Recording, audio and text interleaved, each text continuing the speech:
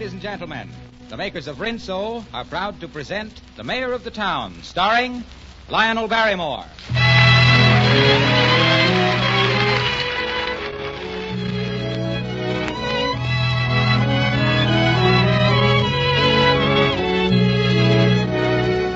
Well, hold on, folks. You're about to hear the newest effort of Harlow Wilcox Shakespeare, Poet Laureate of the Laundry Hamper. There was a young housewife named Brown who used to wash clothes with a frown. But she's changed all her ways. Now she smiles on wash days since she first heard the mayor of the town. Well, why shouldn't she smile now that the new anti-sneeze Rinso saves her all the work of scrubbing and boiling clothes? Why, she just lets them soak clean in Rinso's rich suds. Then, with a few quick finger rubs on extra soiled places, they're ready to rinse. Try Rinso yourself, won't you? And now to Mr. Barrymore as the mayor of the town.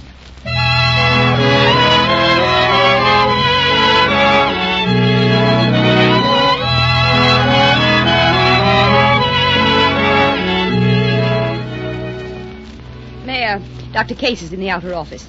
Since when does Dr. Case sit in my outer office? Milton, come on in here. Please, Mayor, they'll hear you all over City Hall. Come on, Milt. Well, if you wouldn't keep my friends out there, I wouldn't have to shout.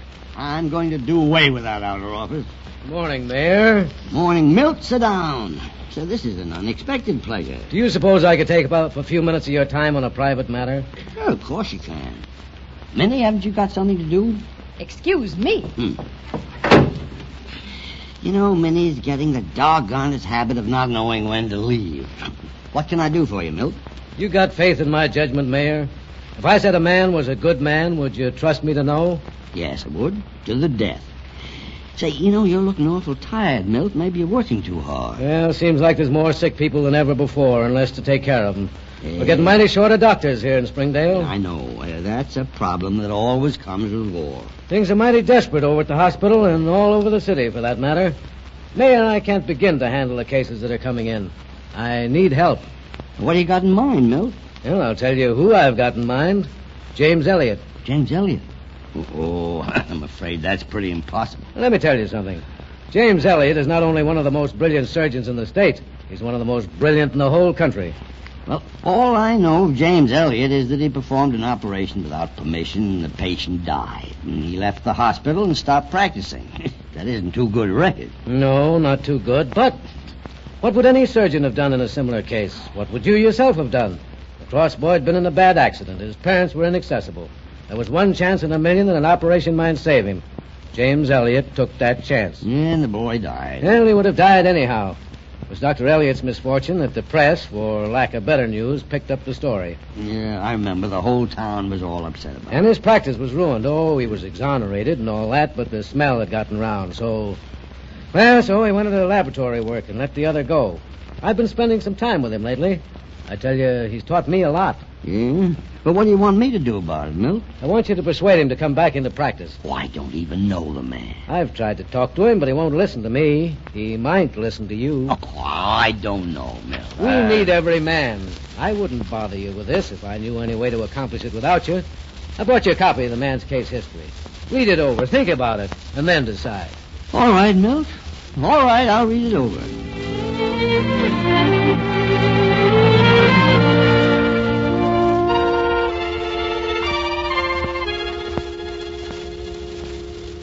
Why, Mr. Mayor, come in, sir. I hope you don't mind my paying a little informal call like this, Dr. Elliott, but I need your help. Here, let me take your coat.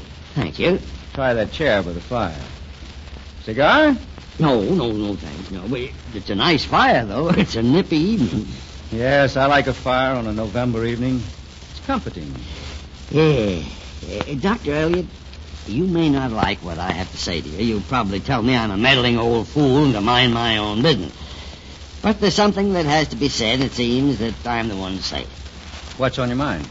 We're facing a bad winter, Dr. Elliott, and there's a great shortage of medical men. Now, you're a doctor and a surgeon. I want you to take up your practice again. You're mistaken, Mr. Mayor. I'm neither a doctor nor a surgeon. That's been proven. Ah, rubbish. I've read your records. I know better. A man can lose faith in himself, Mr. Mayor. Well, some men maybe, but not you. You're too wise for that. The best doctor I have ever known says you're one of the greatest surgeons in the country. You've been talking to Dr. Case, but Dr. Case is prejudiced. He's been listening to my theories. Theories look well on paper, and they sound well, but ask the people of Springdale. They'll tell you I'm not a surgeon. The people made a mistake. Perhaps, but they destroyed me when they made it. No. You destroyed yourself. You read in the papers that it was your fault that a boy died, and instead of fighting it and proving him wrong, you quit. You left the hospital. You closed your bag and left it closed. Why? Because suddenly it wasn't worth the fight, that was all. I had worked for years, night and day, unceasingly to save life. And I had saved many lives. But all those were forgotten in the hour that I lost one. Why should I drive myself to save the people who would turn on me in an instant? Well, I don't know why you should, exactly. Except that we all do it. Somehow, to most people, a good doctor is someone set apart. Someone from God with the gift of life in his hand. Oh, I've thought about it, Mayor. At night, even now, when I can't sleep, I think about it.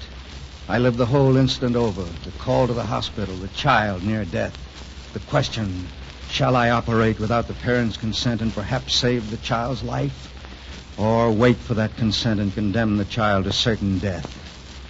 The staff surgeons couldn't be reached for a consultation. I had to make the decision and take any consequences. And always I do the same thing, Mayor. I always operate. If the same thing came up again tonight, I would operate.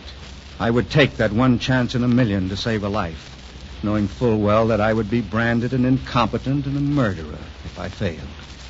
I took that chance, Mayor, and I lost. I'm sorry the child died, but I'm not sorry for myself. Yeah? Well, now, you should have explained that. You should have fought it out. I was not asked for an explanation. I was condemned, and I accepted the sentence. Will you come back? No. I see you're an unforgiving man, Dr. Elliott. Put it any way you like. Well, does your hate then go beyond the city? Did you hate your country, too? That's a ridiculous question. I don't see that it is at all. This is no time for feuds or bitterness. This is a time of war. Our sons are fighting on foreign soil. Every doctor here and every doctor with them must do the work of 20. What right have you to sit here beside your fire and refuse to help? What right have you to fan your bitterness as they die? Now listen to me. No. You listen to me for a change. It's time you listen to someone. You took an oath to heal and save. Our best physicians and surgeons trained you and helped you and believed in you. What right have you to throw aside the time they spent and call it lost? What right have you to say the people misunderstood me, they jumped to a wrong conclusion and hurt my pride and my ego, so let them die? You've a mighty conceit, Dr. Elliott. What a way you have of putting your finger on the heart of the matter. I have no patience with a man who nurses his pride. You've been acting like a sulky child. Perhaps. But it's only been 2 years. They haven't forgotten, don't you see? They won't want me to take care of them. They have no confidence in me. I'm not denying it'll be a fight, but it can be won. I have faith in you. Dr. Case has faith in you. And you have plenty in yourself. Now, don't try to tell me for a moment that you haven't. Come on, you get those instruments out and polish them up and hang up your shield and fight. The people will come to you because they need you. It may take a little time, but they'll come. Well, what do you say, Dr. Elliott? Mr. Mayor, you've made me quite ashamed. Good. Now let's get to work.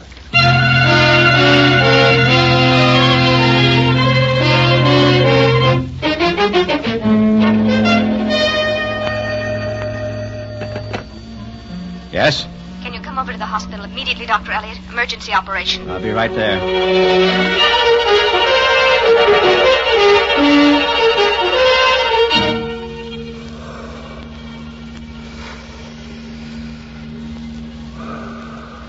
Scalpel. Swab. Breathing irregular. Pulse weak. Oxygen. Scalpel.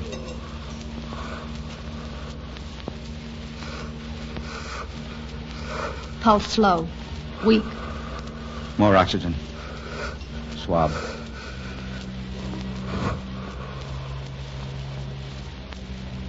Doctor. Oxygen. More oxygen. It's no use, Doctor. The patient is dead.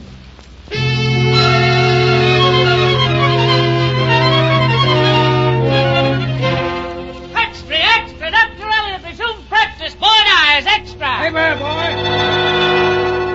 Did you see this morning's paper? It was a case similar to the Cross case. They let the doctor operate again, and the boy died. It's the most disgraceful thing I've ever heard of. That man's a horse doctor. Well, I'm certainly never going to let that doctor get near our house. I don't know what they're thinking about letting him practice. I'm going to complain to the Medical Association. Something ought to be done about that man.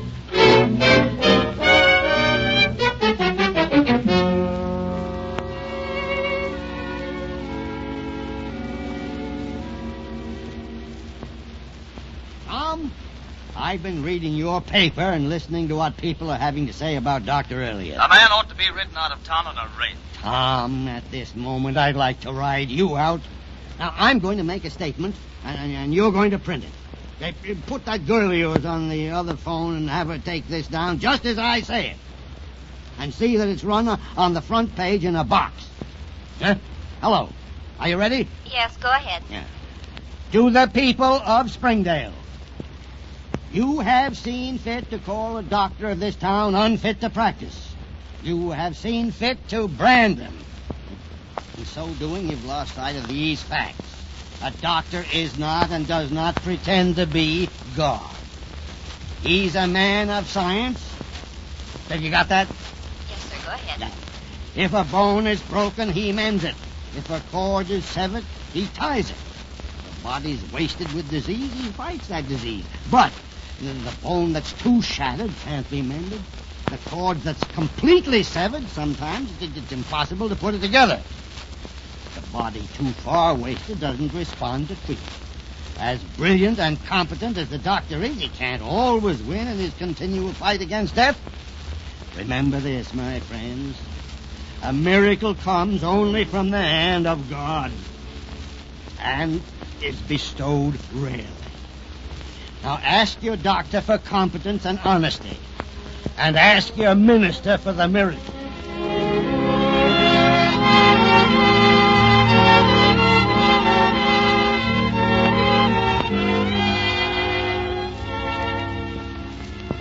This is a beautiful speech you have here in the paper, Father. Yeah, Margaret. It was given in righteous anger. I hope it does some good. It's a tough break. Yeah. You had such a job persuading him to practice again. Yeah, it wasn't easy. He was very bitter. Have you seen him since this happened? No, I thought it was better that he fight it out alone. Suppose he decides to quit? I don't think he will, somehow. I hope he won't, anyway. If there's such a thing as an evil fate or a jinx, he's certainly suffered from one. Well, Margaret, it's good to have you and Holly here. I'll be glad when you marry John and come to live in Springdale for good. Hello, Grandfather. Hello. Hello, Holly. How are you, Ronnie? Oh, Leanne, your face is a sight. Where have you been? Yeah, where'd you get that black eye, Ronnie? Well, Ronnie and I were in sort of a fight. At your age? What was the matter? Some of the kids were saying that Dr. Elliot is a quack. And you were one, too. Oh, so the black eye is in my honor. You might say so, sir. Well, I thank you for your gallantry on my behalf. You better see if Marilla can spare a piece of beefsteak. Yes, sir. I brought you a copy of the Globe. They're answering your statement in the Clarion. Oh, let me see it. There. It's an easy matter for the mayor of the town to say the people of Springdale should put their lives in the hands of an incompetent, dangerous doctor like James Elliot. But the statements of Mrs. John Cross and Mrs. Robert Weatherly, whose sons are dead, show a vastly different attitude. Oh, my. I don't think I want to read any more of that. Holly, go wash your face and hands for dinner. And never mind being so thoughtful about bringing papers home in the future. Yes, Mother. Yeah, I think I'll go out and tend to my rose bushes. Oh, Father, dinner's almost ready. Oh, I got to get a little thinking in before dinner.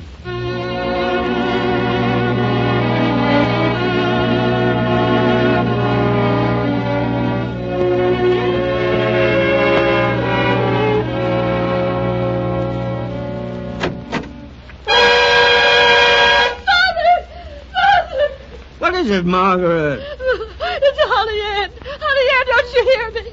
She went to the store for Mother. Oh, Mother, don't stand there. Do something. Well, where is she? Well, how do you know? She went to the store for Mother, and I don't know. Margaret!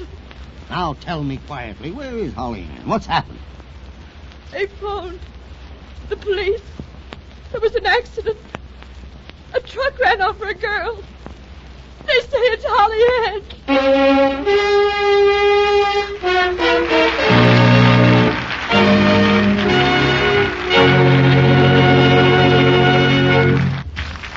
I suppose Springdale's men folks pick up the Springdale Courier and start reading it right on the first page. But a great many of the women folks turn right to the women's page. Mrs. Dorothy Rogers, who edits it, is certainly an expert on how to make a household tick along smoothly. Now, don't blush, Dottie. You know it's true. Well, I just hate the word expert, Harlow. Makes me sound so stuffy. Well, you are an expert, and I asked you here so you could give the ladies some wash day hints. Oh, glad to, Harlow. Let's see now. Oh, yes. One thing to bear in mind these days is to take the best possible care of your washer. For instance, don't overload it. Incidentally, Dottie, you do know that Rinso's the only soap recommended by the makers of 33 leading washers, don't you? Uh-huh, yes, I know that. Well, to get back, don't run your washer on and on either. Well, it only takes as little as a 5-minute run with Rinso to get clothes sparkling. Yes, Harlow, I know. Anyway, as I was saying, they're not making washers till the war's over, you know. So it's wise to have your washer checked. Oh, yes, by the way, did you know that the Norge makers are among those who recommend Rinso? Of course I know that, Harlow. Now, Dorothy, do you or do you not agree with all experts that Rinso is tops? Well, of course I do, Harlow. Why, I've recommended Rinso 1,000 times if I have once for a really white wash. Well, it's about time. And say, don't forget what our educated Bob White says. Rinso white, Rinso white, happy little wash day song. Do try Rinso, folks, won't you? And now back to our story and the mayor of the town.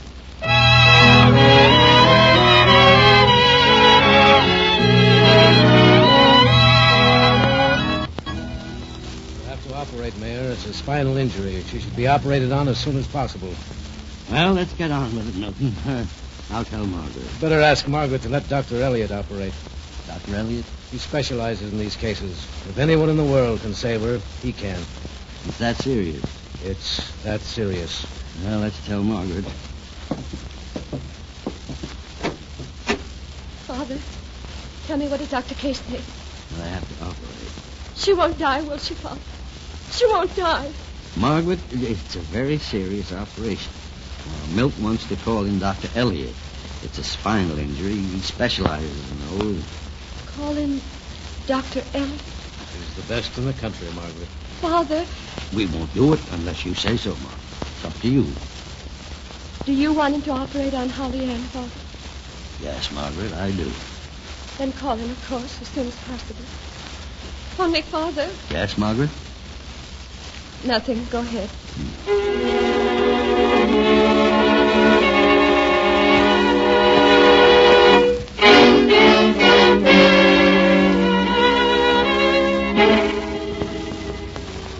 Dr. Elliot, you must come with me to the hospital at once. I told the hospital on the phone that I would not take the operation, Mayor. Dr. Case can handle it. Did they tell you who the patient was? No, they just said it was an emergency. It's my granddaughter. Your granddaughter? Yeah. Not Holly Ann? Yeah. You'd trust her to my hands? Your hands and no others.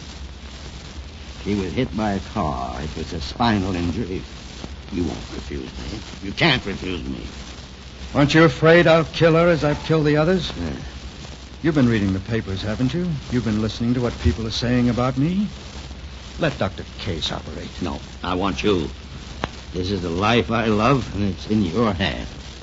Give it back to me if you can. That's all I ask you. Give it back to me. And if I should fail? If she should die? Well, then there's a power beyond us both that says it must be. But if medical skill can save her, you can. Will you come? How long since the accident? About an hour. I'll get my bag. Phone the hospital. Say I'm on my way.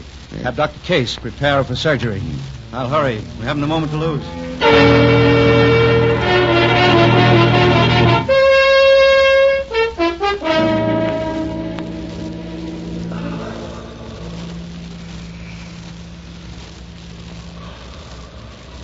Scalpel. Swab. Breathing irregular. Pulse weak. Oxygen. Scalpel.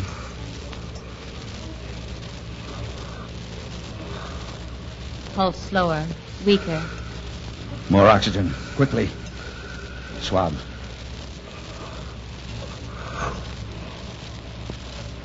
Doctor. Oxygen. Pulse is gone, Doctor. This patient can't die. Do as I tell you.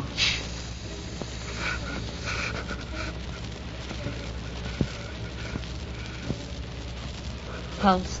Pulse very weak. Very irregular. Swab. Scalpel. Clamp. Gauze. Swab. Pulse strong.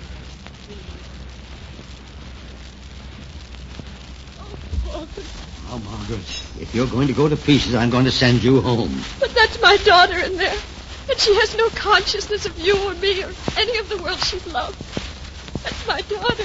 And she's in the hands of one of the greatest surgeons in this part of the country. She may die. She may die, Father. Yes, Margaret. And if she does, I've lost 15 years of my life. If she does, I think I want to die, too. Oh, Margaret, don't talk like that. She wanted to go to the movies last night. I wish I'd let her go. And this morning I scolded her because her room was so messy. Is it funny?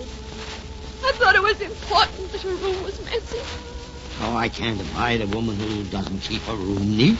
If we'd stayed in Philadelphia, this wouldn't have happened. If we waited until next week to come to visit, this wouldn't have happened.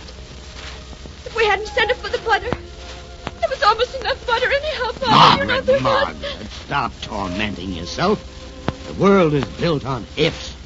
You can always look back and say, if only I hadn't done that, or if only I'd done something else. It's a bad word. I'd like to have it eliminated from the language. Look. The door, Father. They're coming out. Father! She's going to be all right. She's going to be all right. Thank God.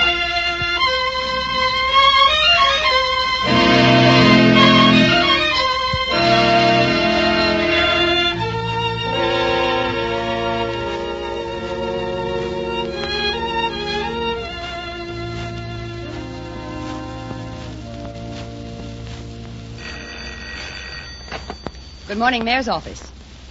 No, I can't give you any information on marriage laws. You'll have to call the Marriage Bureau. Oh, Dr. Elliot. How are you this morning, Doctor? Couldn't be better, Minnie. How are you? Well, Doctor, I've been meaning to ask you. I've had a pain in my arm the last couple of days. Well, now, you come around to my office when you get through work, and I'll have a look, hmm? Right. Now, do you think I could see His Honor, Minnie? I'll buzz him. What is it, Minnie? It's Dr.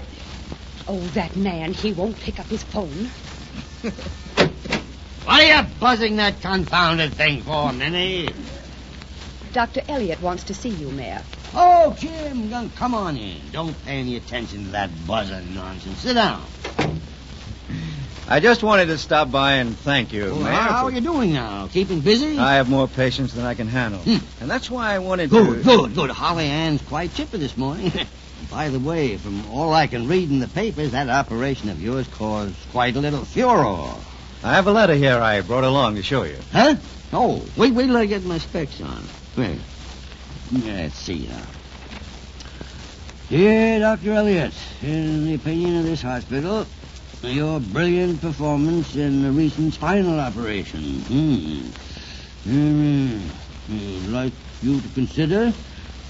Why, this is an invitation to join the staff of one of the biggest hospitals in the country. That's right. Hey, that's a great opportunity, isn't it? It's the kind that every doctor dreams about. That hospital is known throughout the profession for its great work in advancing medicine. Ah, that's wonderful. Well, we'll miss you. Of course, we couldn't hope to compete with an offer like that. Well, when do you plan to leave? Leave? Who's leaving? I sent them a letter this morning, Mayor. Thank you, gentlemen, for a great honor. But I have a previous commitment to the mayor of Springdale. You see, one day the mayor came to me and he said, our sons are fighting on foreign soil.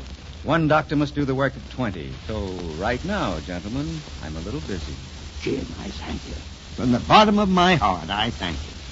I don't need to tell you again how much we really do need you. A few days ago, I had great need of you, and I can't put it into words. Oh, sure. I have a meeting as school trustees, you know. I'll have to see you later, Jim. Oh, no, you don't. I came over here to thank you, and you're going to sit right there while I do. I'm sorry, but it'll have to wait. Minnie! Minnie, I've got to get to that trustee meeting. See you later, Jim. What trustee meeting? Ah, you know. That confounded thing you've been talking about for the last 10 years. It's the Red Cross this morning. Can anyone ever make a speech but you? Not if I can stop them, Jim. Not if I can stop them. I can't sit still through speeches. They make me uncomfortable, nervous. Well, I'll see you later, Jim. Well, what are you sitting there for? Huh? Didn't you hear me say one doctor has to do the work of 20? Well, get out there and start peddling your pills. That's a fine, dignified name for my profession. Pill peddler. I never knew a doctor in my life who didn't have pills somewhere on him. I wouldn't give a cent for one that didn't. Go on now, Scott. You get out and start peddling your pills for the good of humanity. I'll go out and peddle a speech to the Red Cross for the same cause.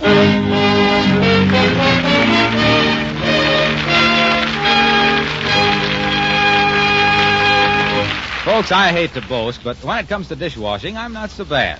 With the aid of my trusty Rinso, I'll bet on myself to win any dishwashing race. Yes, sir, Rinso suds up quicker than you can say, get the giant size for thrift.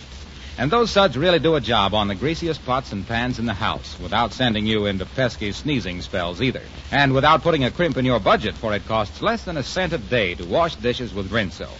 And you ladies will be glad to know that Rinso doesn't leave your hands rough and red. So, as I said, get a giant-size package of Rinso tomorrow. It holds over 4 pounds, enough to keep you smiling at the dishes and clothes for weeks. Be sure to be with us again next week at this same time when the makers of Rinso again bring you the mayor of the town. And remember that Bob Burns, the Arkansas Traveler, is just ahead of us over these same stations. So we hope you'll all hear this full hour of fine entertainment, the Arkansas Traveler and the mayor of the town. Mr. Barrymore appears through the courtesy of Metro-Goldwyn-Mayer. The part of Dr. Elliot was played by Sidney Blackmer, and our script was written by Miss Jean Holloway. This is Harlow Wilcox wishing you all a very pleasant good night.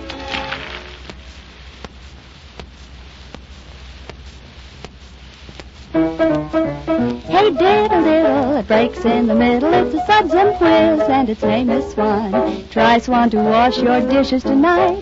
It helps your hands stay soft and white.